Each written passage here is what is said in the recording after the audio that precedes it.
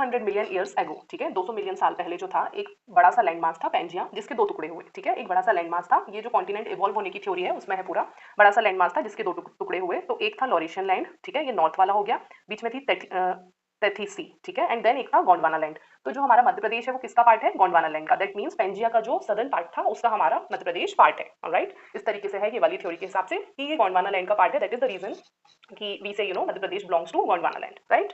Now moving on, अब हम देखेंगे prehistoric period of Madhya Pradesh, ठीक है, मध्य प्रदेश में प्री हिस्टोरिक पीरियड किस तरीके से था, अब हम इसको डिटेल में देखेंगे। तो the pre historic settlement in present day MP developed primarily in the valley of river. Now हमने ये चीज भी पढ़ी है, ह्यूमन सेटलमेंट जो होता है उसकी थ्योरीज वगैरह ज्योग्राफी में, अगर आपने नहीं पढ़ी तो आप थोड़ा बेसिक तो पढ़ेंगे।